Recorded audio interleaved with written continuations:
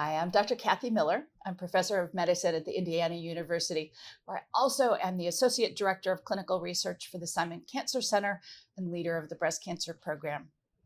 Joining me today is Dr. Hannah Linden, professor of medicine at the University of Washington. Dr. Linden is also the director of the breast cancer program at the Fred Hutchinson Cancer Center. Dr. Linden joined me today at the 2023 Annual ASCO Meeting in Chicago. It's been a good year for breast cancer. A very good year. Well, thank you for joining me to talk about a topic that I know has been a passion of yours for years, thinking about how molecular imaging might help us make better decisions in treatment of our patients. In particular, I wanted you to talk to our listeners about FES imaging or fluoroestradiol imaging. FES PET, or as the Europeans say, FES PET. Yes. I like FES PET better. I know, but I can't get myself to say it because we've always said FES PET. I agree. So we've been working on this for a long time. And when I say we, I mean the broader community. We've done a lot of work at the University of Washington Program Project Random Molecular Imaging, but really it's people, it's your neighbors, John Katzenellenbogen, who started this whole thing. And mercifully, he is still alive to see it be successful because it's really, I think, progress for patients. You know, you order a biopsy all the time, right? And you look at the ER stain, and that has meaning to you in terms of what you're going to do for a patient. So FES PET tells us what the body burden of cancer is doing and whether or not there's a molecular signal at each tumor site that shows there's a significant concentration of ER binding ability. So I want to make sure our listeners understand what this allows you to do is with imaging, see, does this tumor express ER? Does it bind ER? But instead of looking at just the little piece that happened to get sucked in the biopsy needle, it lets you look at the entire body's burden of disease. So one question, if the tumor doesn't bind estrogen or some portions of disease don't bind estrogen, you don't see it. How do you know that's because there's nothing there? Right. Or because it doesn't bind estrogen? Right. So that's the problem of a negative study. So the study won't be negative totally. The liver is where the tracer's cleared, so you're going to see the liver. And if the patient has a uterus, if your uterus is intact, that's your internal control. But I think what you're asking is, what if the patient has 10 bone mets by whatever imaging tool you used initially, and none of them light up on the FES PET? What does that mean? That means that's not that tumor isn't capable of concentrating and binding estradiol. So it means that something's wrong and there isn't an estrogen receptor there. Now, so it could mean that the patient now has triple negative breast cancer. It could mean that the patient has myeloma or some other non-breast cancer related disease. So I know this tracer's just been recently approved, and many in our audience have not yet had a chance to use this. Like any new tool, understanding how to use it, and maybe even more importantly, how not to use it becomes really important. Right. So great new tool, understanding not just is ER present, but at least is it functional? Can it bind to estrogen? How do we use this to make decisions? Right. So one of the things that is mortifying to me is that every patient doesn't get a biopsy. You and I know, and we train people that if you think they have metastatic cancer, tissue is the issue, right? That's what we were taught. And the truth is, many patients don't ever get that biopsy. They just have a radiologist and an oncologist say, oh, it looks like it's metastatic disease. I don't think that's a good thing. So I still think a biopsy is indicated. But sometimes I think the reason people aren't getting the biopsy is that actually it's kind of a tough site to get to. Or the radiologist, the interventional radiologist wasn't very comfortable putting a needle into that bone. It's a deep lung lesion. It's in the dome of the liver. Right, or it's in a rib. bone that looks like it's about to break. Right, we don't biopsy ribs. That we don't do that. So that would be an opportunity for you to get, frankly, a virtual biopsy. So that would be helpful if the initial tumor was hormone sensitive. Correct. Not appropriate if the initial tumor you already knew was right. ER negative. Right. Completely inappropriate for the HER2 positive ER negative tumor and the triple negative tumor to consider this because, yes, we see heterogeneity, but we don't usually see it go from unfavorable to favorable.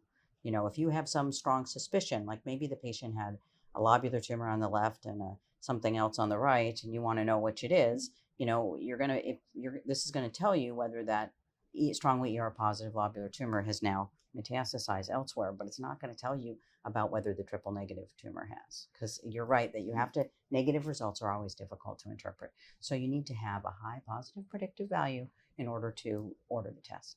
So another way people have thought about using this is to decide, is this someone who ought to be treated with hormone therapy? Is this someone who's better suited to chemotherapy? Right. Is that an appropriate use? Absolutely. I think that's a great use, because you and I have a lot of tools in our toolkit, and we could achieve a response with many drugs, but you don't want to give them side effects. So we would lean towards trying to give them endocrine therapy if it's at all appropriate. And this is a good tool to use for that. However, if you have the patient on adjuvant tamoxifen, you're not going to be able to see it, because tamoxifen is going to block the binding of the tracer. So, there are caveats, and honestly, the liver is the site where the tracer's cleared, so it's tricky to read. So you're a bit blinded, yes, in the liver because of all of the uptake. So if it's a liver-only disease, I don't know that I would order the test, but it's great for bone, great for lung, great for lymph nodes. The other big question we get asked about is the gut. That's it's a problematic site for us to manage, the intestinal. Particular problem for people with lobular disease who correct. are frequently ER positive. Right. But unfortunately, like every other imaging tool we have, the FES doesn't help us here, because there's you do have some biliary clearance, and there's nonspecific GI uptake, and so it doesn't get us around that problem, which is unfortunate, because that's a subset of patients that we're very familiar with, because they're really challenging to manage, and you really like to know what the tumor's doing there. So I don't have an out for you there. So the other way we think about imaging very commonly is evaluating someone's response. So if I've gotten the biopsy, we've gotten the FES PET. I'm going to try to use that term from now on just because I like it. If we've gotten that and that's positive, they've now been on hormone therapy for several months, and we want to know, are we on the right path? Is this useful in that setting? No. It is interesting. We have had the opportunity to study it, as have many other groups. We've published this a couple times, that if you want to see if your oral SERD is really blocking, in drug development, we have done this to show complete blockade, and to help with pharmacodynamic imaging, peak of drug in the system, you should be fully blocked at all sites. So that's a research indication, but we don't recommend people doing that in practice, in part because you and I don't know that that's necessary. Maybe you just need to modulate it. So we don't recommend that at all. It hasn't been proven to be effective in that setting. I think people get confused between FES PET and FDG PET. FDG PET is a great way to show whether the bone is responding.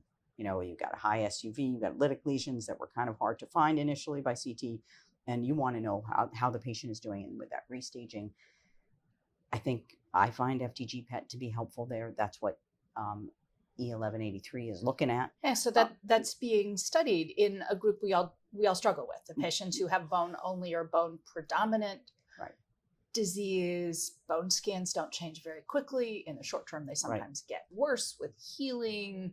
Symptoms hopefully are getting better because we're better managing symptoms. So they are a tricky group to and so evaluate. I think FDG PET is very helpful there, because you can see what's happening. You can see whether the metabolic activity has gone up or down. And the most common sign of progression for many of our patients is that they have a new lesion. And you can find that new small lytic lesion in the other bone by using FDG PET. FES PET won't help you there. It's going to show you, it's just showing you where the ER expression is. And if you're on a blocking therapy, you block the tracer. And if you're on an aromatase inhibitor, it's not going to block the tracer, so you can see it, but you're probably going to see the same thing that you saw before, because ER-positive tumors don't all just disappear. So, and we don't have a metric for, okay, you were really strongly ER-positive, and now you're less ER-positive. Is that the tumor? Is that the drug? So we don't recommend you get it at that point. Where you want it is when you think they're progressing.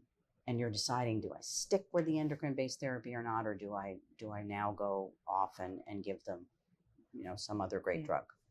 So still, though, if your treatment was a blocker, an estrogen receptor degrader, can't do it. It's not going to help you in that. Right. But the novel oral SERDs, most of them have a shorter half-life.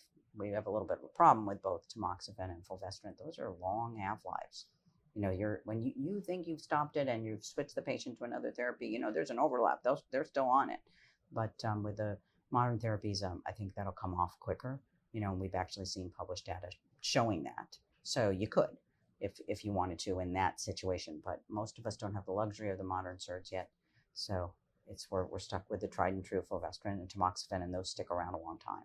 There's an odd label for FES PET that is 6 months on fulvestrant, and I think that's an exaggeration. That has not been our practice in clinical trials. It's really just been 60 days, but that is the label. Yeah. So like any new tool, really excited to see this research of well over a decade come to fruition. But like any new tool, really important to understand where it can be helpful, where it might not be helpful, or might even lead you astray. Yeah, I just don't, I think patients have a lot of hope, and you don't want to hype something and use it the wrong way.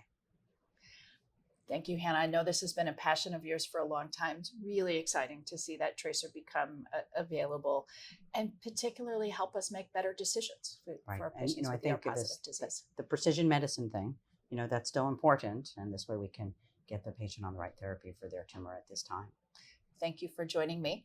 And thank you for joining me as well. This is Dr. Kathy Miller coming to you from the 2023 ASCO Annual Meeting in Chicago.